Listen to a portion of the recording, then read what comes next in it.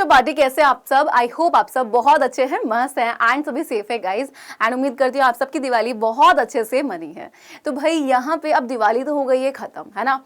And अब की छुट्टियां भी बहुत जल्दी अब खत्म हो जाएंगी, लेकिन अब बात आई आपको आखिर आगे पढ़ना कैसे है ना। तो सबसे पहली चीज देखो, अब जो समय आने वाला है वो बहुत ही इंपॉर्टेंट टाइम आने वाला है। क्यों? क्योंकि आप में से बहुत सारे बच्चों के हाफ ईयरली एग्जाम आने वाले हैं, है ना। एंड बहुत सारे बच्चों ने ऑलरेडी मुझे डिमांड की थी कि मैम दिवाली खत्म हो गई है, प्लीज़ बताइएगा कि आखिर दिवाली के बाद का जो समय है उसको कैसे यूटिलाइज करें, कैसे हम पढ़ें और क्या अब से हमें किस तरीके से पढ़ना है, ये ज़रूर बताइएगा। तो मैंने कहा ठीक है। तो भाई यहाँ पे देखो, अगर मैं बात करती हूँ आपके पढ़ने का, तो मैं आपको एक बहुत ही अच्छा प्लान बताऊंगी। जिस बच्चे ने वो फॉलो कर लिया, बिल्कुल एग्जाम में अच्छे मार्क्स आएंगे। क्लास 11th इंपॉर्टेंट भी है। क्यों है? जो बच्चे हल्के में लेते हैं बेटा, या तो उनके 12th में नंबर बहुत कम आते हैं बोर्ड एग्जाम में, या फिर जो उनका सपना होता है नीट और जेईई करने का, वो पूरा नहीं होता है। नीट और जेईई कौन क्लियर करता है? जो 11th से सीरियस होता है, बिल्कुल मजाक में लेता है। बोर्ड में टॉप कौन करता है? जो 11th को सीरियसली लेता है।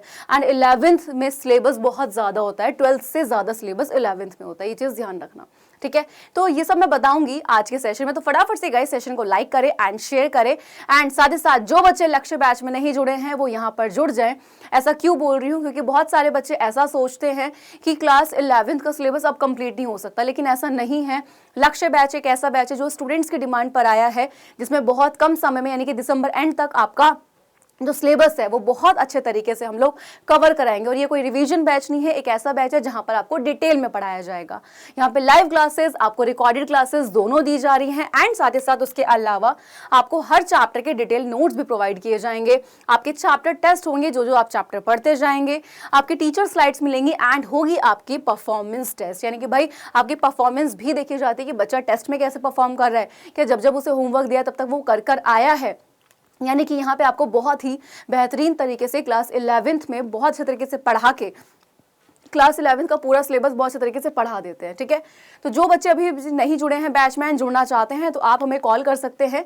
स्क्रीन पर आपको एक नंबर दिख रहा होगा 012471585250।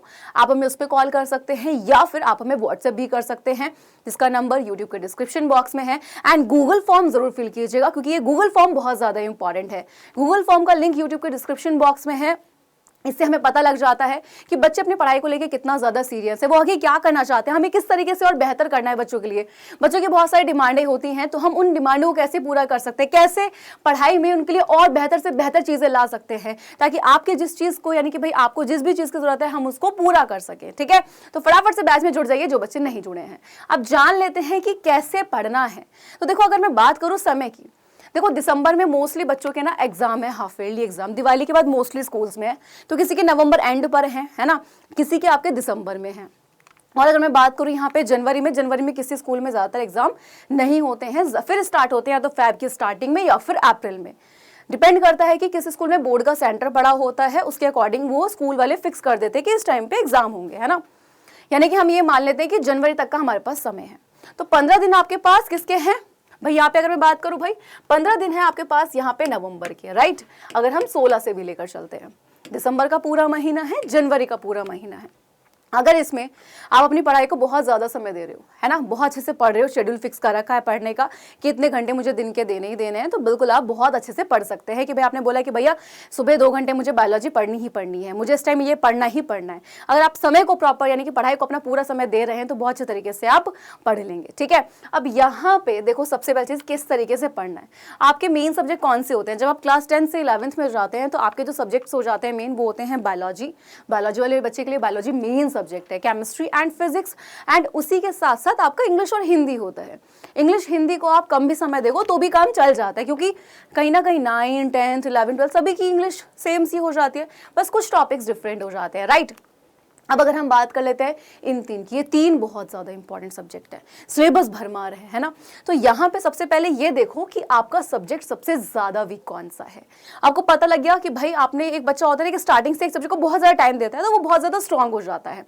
देखो, जितना मैंने इन सालों में देखा है बच्चों को, जो एक बायोलॉजी वाला स्टूडेंट होता है उसकी फिजिक्स बहुत वीक होती है। क्यों? रीज़न क्या होता है? रीज़न होता है मैथ्स, न्यूमेरिकल्स नहीं आते हैं उसको करने। कॉन्सेप्ट थ्योरी समझ लेगा वो, बड़ी इंटरेस्टिंग आएगा, बड़ा यानी कि भाई है भी इंटरेस्टिंग, उसको बहुत इंटरेस्ट आएगा, मजा आएगा पढ़ने में। लेकिन जब आपकी न्यूमेरिकल्स की बात आ जाती है, जहाँ मैथ्स आ गया वो बच्चा डर जाता है। तो भाई यहाँ पे देखो, जितना आप न्यूमेरिकल्स की प्रैक्टिस कर सकते हैं उतना बेटर है। ऐसा क्यों बोल रही हूँ, क्योंकि नीट के एग्जाम में आप देखोगे थ्योरी से ज़्यादा आपके जो, अगर मैं बात करूँ, जो क्वेश्चंस पूछे जाते हैं वो न्यूमेरिकल बेस्ड होते हैं, ठीक है।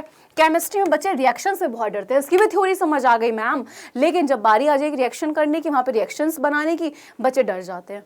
बायोलॉजी में भैया बच्चे डरते हैं डायग्राम से, ठीक है। टॉपिक क्या करते हैं, बच्चों को लगता है रटना पड़ता है, बच्चे बोलते हैं हम लिखवा दो। अरे भाई बायोलॉजी में रटना नहीं पड़ता है, समझना पड़ता है। रटना पड़ता तो आज एक डॉक्टर नहीं होता, वो रट्टू तोता होता है ना।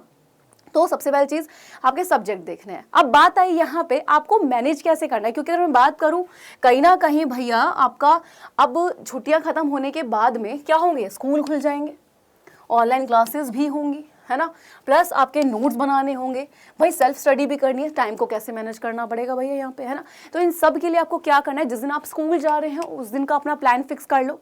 देखो मैं हमेशा एक बच्चों की बात बोलती हूँ, बेटा आपसे बेटर कोई नहीं जानता, है ना। और पढ़ने का कोई समय नहीं होता, है ना, मैं सीधा बोलती हूँ, पढ़ने का कोई समय नहीं होता है। स्कूल वाले टाइम को कैसे यूटिलाइज करना है, सबसे पहले मैं ये बताती हूँ। देखो अब दिवाली के बाद स्कूल में जिस भी आपके लेक्चर में पढ़ाई नहीं हो रही है, अपने जो खुद के नोट्स आपने बनाए हुए हैं उनको रिवाइज कर लो, यानी कि कहीं ना कहीं आपने सेल्फ स्टडी कर लिया, आपने समय बचाया, ठीक है। इसके अलावा अगर मैं बात करती हूँ, ऑनलाइन आप क्लास लेते हैं, कितने सब्जेक्ट लेते होंगे, 3 मेन सब्जेक्ट की, ज़्यादा इंग्लिश ले लेते होंगे कभी कभी। तो जो आपका मेन सब्जेक्ट है उनके आपने 3 घंटे क्लासेस ली, है ना, अच्छे से पढ़ाई करी, बिल्कुल कीजिए, यानी कि 3 घंटे गए। मैं मान रही हूँ कि देखो 3 घंटे में भी ऐसा तो है नहीं कि पूरे 1 घंटे क्लास चल रही है, 40-45 मिनट टाइम बच जाता है थोड़ा सा, लेकिन ब्रेक की भी जरूरत है। तो वो पूरा मान लो कि 3 घंटे की, चलो मैम 5 मिनट हमने ब्रेक ले लिया, लेना भी चाहिए, बिकॉज थोड़ा रेस्ट की नीड होती है हमारे ब्रेन को भी ना। नोट्स ट्राई करो कि जब आप क्लास को ले रहे होते हैं ऑनलाइन, कमेंट करने की जगह आप कमेंट को ऑफ कर दो एंड सिर्फ अपनी पढ़ाई पर फोकस करो। टीचर अगर इस तरीके से पढ़ा रहे हैं कि आप अपने नोट्स इजीली बना पा रहे हैं, तो मैं ये बोलूँगी भाई अपने नोट्स को कंप्लीट कर लो, ठीक है। एंड अगर आप टीचर नहीं आपको ऐसा पढ़ा रहे हैं कि भाई आप नोट्स नहीं बना पा रहे, वो समझा रहे हैं, आपको समझने की नीड है वहाँ पे, उस टाइम पे टीचर समझा रहा है बहुत आपको टॉपिक डिटेल में, तो आप टॉपिक को समझिए, क्योंकि नोट्स बाद में बन जाएंगे, है ना। नोट्स में आपको, मुझे नहीं लगता कि ज़्यादा समय लगता है, ठीक है। अगर आपने 1 घंटे की क्लास ली है तो उसके लिए 30 मिनट काफ़ी है नोट्स बनाने के लिए। सेल्फ स्टडी कैसे करनी है, जब भी आपके पास एक्स्ट्रा टाइम है, आपने क्लासेस ले ली, आपके पास रात में समय बचा हुआ है आप पढ़ने के लिए, यानी कि भाई आपके पास 2 घंटे, उस समय को यूटिलाइज करो पढ़ने के लिए, चाहे चीज़ों को रिवाइज करने के लिए, नोट्स को कंप्लीट करने के लिए, या फिर बैकलॉग को कवर करने के लिए।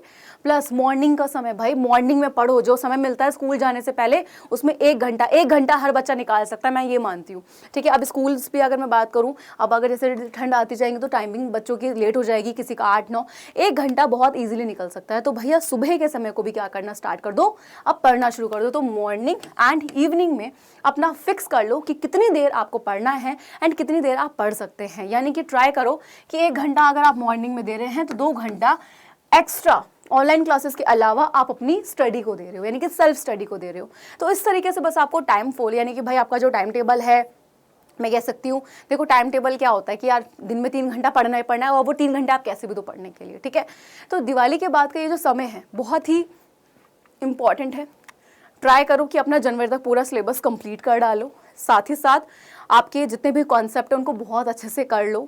कॉन्सेप्ट स्ट्रॉन्ग रहेंगे तो आपको आगे चल के प्रॉब्लम नहीं आएगी, ठीक है। तो सारी की सारी चीज़ें, अपनी पढ़ाई का टाइम आप देख लीजिए। मैं नहीं बोलती बेटा 2 घंटे, मैं कहती हूँ बेटा 1 घंटा तो एटलीस्ट पढ़ डाल सुबह। ज़्यादा पढ़ रहा है बहुत अच्छी बात है, ये मान लो कि आपको 3 से 4 घंटे सेल्फ स्टडी को देने हैं। अब टीचर तो पढ़ाएगा, लेक्चर्स के आपके अगर मैं बात करूँ वीडियो अवेलेबल है, आप उन वीडियोस को देखो, सीखो, खुद से प्रैक्टिस। याद रखना जितना ज़्यादा आप खुद से प्रैक्टिस करेंगे उतना ज़्यादा अच्छा पढ़ पाएंगे। और इस टाइम सबसे ज़्यादा जो आपको ज़रूरत है वो है फोकस की, क्योंकि बच्चों का क्लास 11th में आते ही पता नहीं फोकस थोड़ा कम हो जाता है पढ़ाई को लेकर, उनका ध्यान भटकना शुरू हो जाता है, ठीक है। तो यहाँ ध्यान नहीं भटकने देना है, सिर्फ फोकस करना अपनी पढ़ाई पर। 2 साल बहुत इंपॉर्टेंट है, बहुत अच्छे से पढ़ाई कीजिए। एंड करना चाहते हैं हमारे साथ तैयारी बिना किसी परेशानी के, तो जुड़ जाइए लक्ष्य बैच में, क्योंकि यहाँ पर आपको पढ़ा रहे हैं आपके सारे फेवरेट टीचर्स एंड मिल रही है लाइव और रिकॉर्डेड दोनों क्लासेस। लाइव में मन है देखने का, लाइव क्लासेस को देखिए, रिकॉर्डेड का मन है रिकॉर्डेड को देखिए, क्योंकि काफ़ी बच्चे बोलते हैं कि मैम लाइव में डिस्टर्ब होता है, तो बच्चे रिकॉर्ड देखना पसंद करते हैं। आधों को पसंद है मैम हमें तो लाइव देखना, तो बस लाइव देखो, क्योंकि सब बच्चे एक से नहीं हैं। इसके अलावा यहाँ पर आपको detail notes, chapter test and teacher slides और परफॉर्मेंस चेक भी की जाती है। यानी कि बहुत सारी चीज़ें आपको यहाँ पे प्रोवाइड की जा रही हैं, नोट्स हो रहे हैं, स्लाइड्स हो रखी हैं, ठीक है। तो हर चीज़ आपको प्रोवाइड की जा रही है और ये भी देखा जा रहा है कि आप किस तरीके से पढ़ रहे हैं, ठीक से पढ़ रहे हैं या नहीं पढ़ रहे हैं, ठीक है। अब देखो यहाँ पे सबसे ज़्यादा ज़रूरी क्या है, क्लास 11th के सिलेबस को टाइम से कंप्लीट करना। तो दिसंबर एंड तक हम आपका लक्ष्य बैच में सिलेबस कंप्लीट करा देंगे। और जिन बच्चों की ये सोच है नहीं हो सकता, ये तो रिवीजन बैच है, तो मैं आपको बता दूँ आप बिल्कुल गलत हो, ये रिवीजन बैच नहीं है। मैं बता के थक गई, ये एक ऐसा बैच है जहाँ पे डिटेल में पढ़ाया जा रहा है। क्लासेज आपको बहुत लंबे समय की मिल रहे हैं ताकि आपका टाइम से सिलेबस कंप्लीट हो जाए। तो आपका बिना किसी परेशानी के बहुत ही अच्छे तरीके से आपके एग्जाम से पहले आपका सिलेबस कंप्लीट हो जाएगा, ताकि आपके फाइनल एग्जाम्स बहुत अच्छे से जाएं। नीट के जितने बच्चे हैं उनके लिए जितना भी जो कॉन्सेप्ट है वो टाइम से बच्चों के हम कंप्लीट करा दें, ठीक है। तो जितने बच्चे ऐसे हैं जो डर रहे हैं या फिर जिनको लग रहा है कि नहीं हो पाएगा, अब उनको थोड़ा मतलब ऐसा फील हो रहा है कि हमने काश टाइम से पढ़ाई कर ली, तो अभी भी डरने का नहीं है। अभी भी क्या करना है, आपको सिर्फ पढ़ाई करनी है, ठीक है। आप हमें कॉल कर सकते हैं 0124715852 पर, या फिर कर सकते हैं व्हाट्सएप, या फिर आपके यूट्यूब के डिस्क्रिप्शन बॉक्स में गूगल फॉर्म का लिंक है, आप उसे जरूर फिल कीजिए ताकि हमें पता लग पाए आपको क्या चीज़ चाहिए, आपके लिए क्या और हम बेटर कर सकते हैं, ठीक है। तो फटाफट से आइए एंड गूगल फॉर्म को फिल कीजिए। मैं मिलती हूँ आपसे नेक्स्ट सेशन में, तब तक के लिए bye bye and take care guys.